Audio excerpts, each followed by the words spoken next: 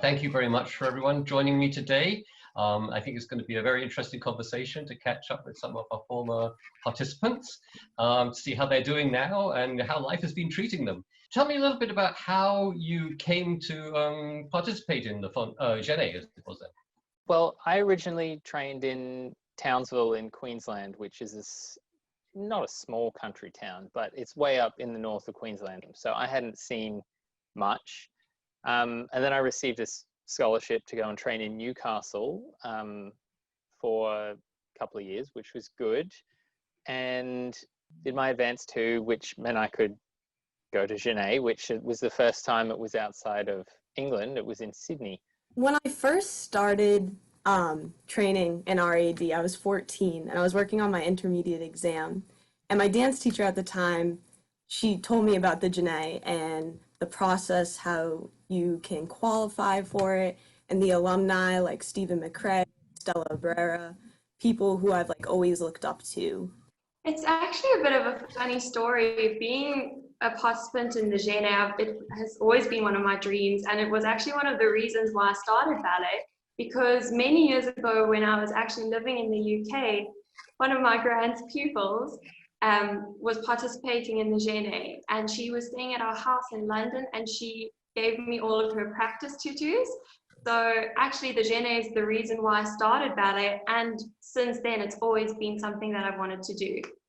So when I was 5, I began tap dancing, trying to sort of make my way in the footsteps of Fred Astaire, which I then sort of never wanted to do ballet, but then started when I was 8 because I could point my foot better than my sister. I wouldn't have participated, but I received the Mother's Day bursary, and I was so lucky because I was also 19 years old, so it was my last chance to participate.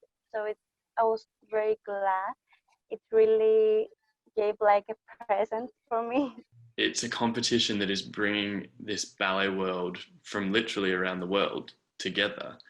And there is no other competition from a syllabus like that can do that. It's about a week before we actually even get onto stage. I think that week of coaching and being in the studio with the amazing faculty is just, it's like incomparable. And I think that was definitely my favorite moment of the Genet.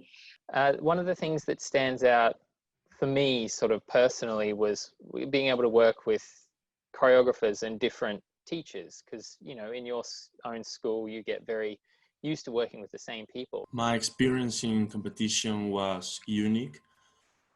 I never imagined reaching such a big competition in all aspects, taking classes with excellent teachers, my classmates, everything was unique, and I am glad I attend.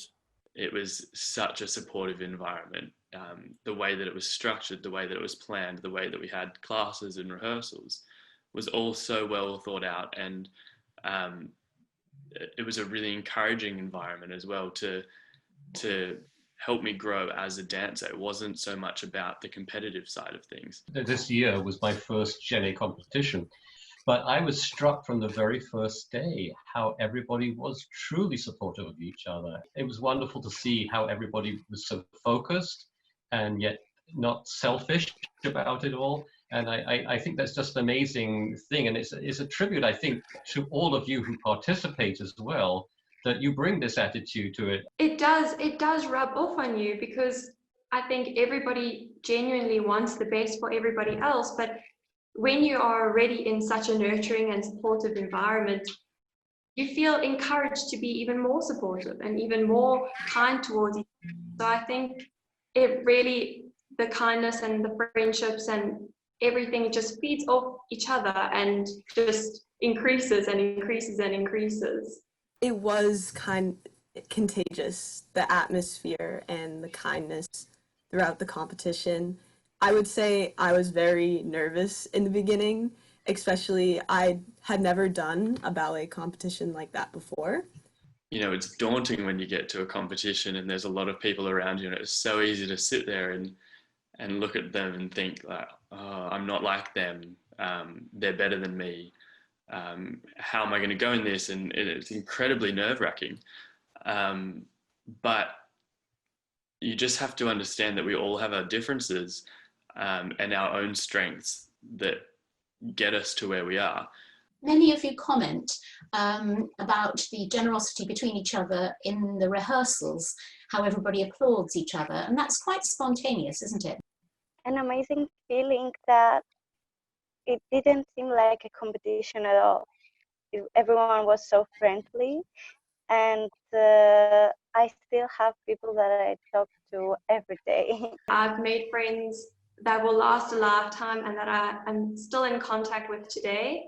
And I think it's so rare for a competition to be such a friendly environment where you can make all of these connections and friendships that really do last you for the rest of your life. People that I met there through the competition and spent my time with during the time, who I'm still in touch with today. And I now watch their careers flourish as well as my own. Everything was so special. The amazing studios, the theater, everyone had the chance to dance at the semifinals. The teachers really care for you for injuries. They will give you advice. So, as said, ask for that. It's an incredible place where you can improve not only as a dancer, but as a person as well, because those 5 days of coaching can teach you life skills that you really need, like how to cope under pressure, how to deal with stressful situations, and also time management, because I mean, those 5 days are exhausting. They are brilliant, but they are exhausting, and it teaches you how to push through those moments of tiredness and exhaustion. Taking on the different corrections and suggestions for the variations, I found personally really helpful. I found getting a different perspective about everything. That's one of the things I really appreciate about the competition, was that we went through all different teachers and got all different perspectives on variations and our choreographies. I found it also really helpful, and I think it helped us getting closer to a professional level, because that's what we will also have to do as professional dancers. It was such a positive experience with so much kindness, and everyone was so beautiful, and you learned so much from the participants around you. I loved the whole experience, and it was definitely one of the highlights, I think, of my ballet career so far. There's also the choreographic element that's added in, and that's brand new to everyone who takes part. So what was that process like for you to be part of the creation of something new? It wasn't so much about the competitive side of things. The choreographic piece that we learned as well was so interesting for me to work alongside other dancers from around the world and see how they interpreted the movement that was given to us all on the spot in that moment. I thought that was such a interesting experience, being put into a very professional position where you're working one-on-one with a choreographer that you've never met before. You're not sure what the style's going to be, how it is, and really trying to pick up on the artistry they want to be presented and the idiosyncrasies of the choreography. It was so challenging to see what the choreographer wants the move to look like, but also put your personal element and movement. I will never forget that. Within the styles of dance we have so many, you know, from all over the world. They're all at their core the same. We just have a different set of rules for ballet and contemporary, but at their core, they are the same. It's about finding that expression, getting in that zone, where you are completely in the moment and, you know, dancing. And it doesn't matter whether you're doing ballet, contemporary, hip hop, it's all the same. With the improvisation that we did and the improvisation activities that she gave us to do, it felt like the participants were really included in the piece, because she often took some inspiration from a movement that she saw a student do. And so I think when we all got to rehearse the piece, you really feel like, wow, this feels like something I can do, because we helped her create it, which I thought was so special. It was a very fun experience for me to work a choreography with different parts that I had never done it before. I had a lot of fun.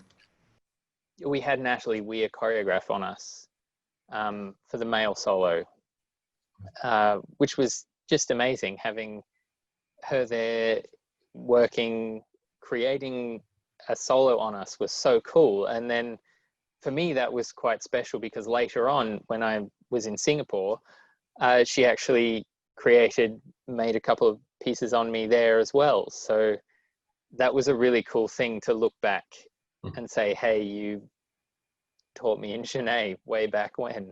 What would you suggest to anybody that is considering entering the Fonteyn, as it's now called, in the future? Aside from the actual competition, there's so much camaraderie you can have with your fellow dancers.